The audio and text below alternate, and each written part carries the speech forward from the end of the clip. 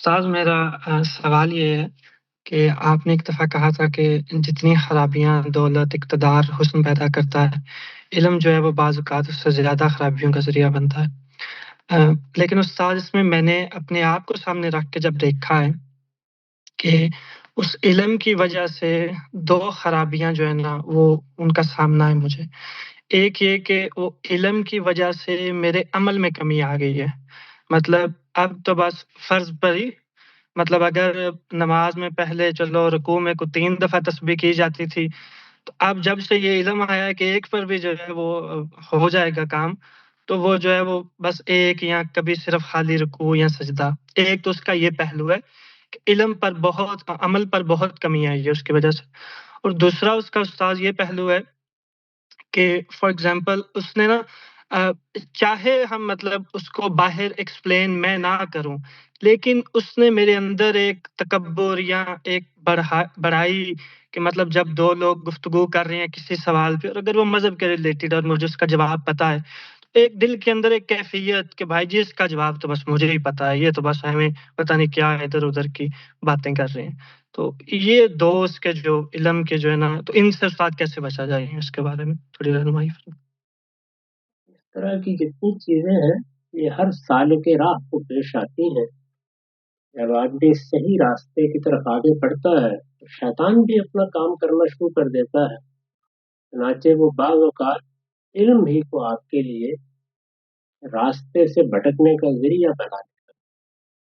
इससे अल्लाह की पनाह माँगनी चाहिए, दुआएँ करनी चाहिए, अपने परवरदिगार से अपने ताल्लुक़ को बेहतर सतह पे इस्तवार करने की सही करनी चाहिए। लेकिन इसके अलावा भी चंद चीज़ें हैं जिनकी तरफ कुरान मजीद ने तवज्जो दिलाई।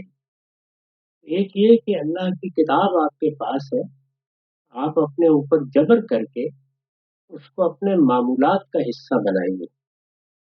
यानी अगर रोज़ाना मुमकिन है तो रोज़ाना, हफ्ते में 1 आध घंटे के लिए मुमकिन है, भी है, आप कोशिश करें कि आप कुरान मजीद पढ़ें। कुरान मजीद से तज़कीर का ताल्लुक़ कायम करें। एक ताल्लुक़ इल्म का ताल्लुक़ है और एक तज़कीर का ताल्लुक़ है। कुरान मजीद हमारे पास कई पहलुओं से अल्लाह की अज़ीम नेमत, यानी जब हमारे वजूद में इस्तिदलाल की ख्वाहिश पैदा होती है, तो वो उसमें भी बेनज़ीर तरीके इख्तियार करता है। इंसानी नफ्स जिस तरीके से चीज़ों की तरफ मतवज्जे होता है, उसके लिए भी उसके यहाँ तज़कीर और इंज़ार के असालीब मौजूद हैं। तो कुरान मजीद को मुख्तलिफ जगहों से फ़ाल के तरीके पर खोलिए और कोई एक सूरा पढ़ डालिए। इसमें फ़िक्र का तनव्वुर सामने आएगा, इल्म के मबाहिस भी मतवज्जे करेंगे, लेकिन बहसियत मजमूई परवरदिगार की तज़कीर होगी। अल्लाह ताला के साथ जितना ताल्लुक़ मुहकम होता है, इंसान इन रज़ाइल से उतना ही निजात पाता है। इसके बाद सालिहीन की सोहबत है, उसको देखिए कुरान मजीद ने आराब के मामले में लफ्ज़ों में बयान कर दिया है। फरमाया है कूनू मास सालिहीन, ये हमेशा कोशिश करें कि आपको अच्छी सोहबत मयस्सर रहे, अच्छे अहले इल्म की सोहबत, अच्छे दोस्तों की सोहबत, ऐसे लोगों की सोहबत जिनके लिए नमाज एक मसला हो, जिनको अज़ान सुनकर फौरन उठने के दाइयात मजबूर कर देते हैं, जो इस मामले में बिलअमूम कोताही न करते हों। इसी तरह से अगर किसी अच्छे साहिब इल्म की सोहबत में मयस्सर आ जाए, तो क्या कहने हैं। तो ये एहतमाम ज़रूर करें, जब आप इल्म हासिल करते हैं और आपको इल्म का शौक़ ये अल्लाह ताला अता फरमा देते हैं, तो आहिस्ता-आहिस्ता वो इल्म मुहकम होता है, उसमें रसूख़ पैदा होता है।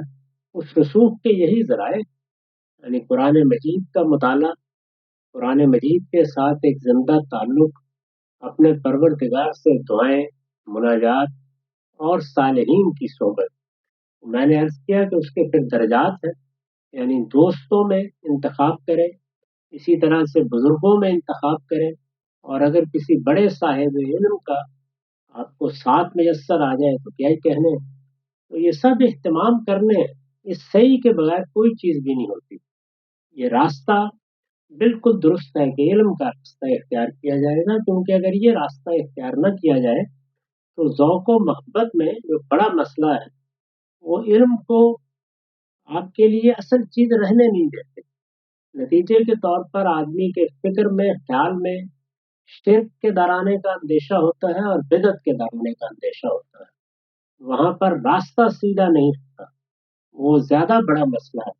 यहाँ इल्म में आपकी तरक्की होगी तो हो सकता है कि अमल के लिहाज से वो मसाइल पेश आए जो आपने बयान किए हैं, लेकिन फिर इस तरह की सही अगर आप करेंगे और इसको अपना मामूल बना लेंगे तो उम्मीद है कि अल्लाह की ताईद और उसकी नुसरत आपको हासिल होगी।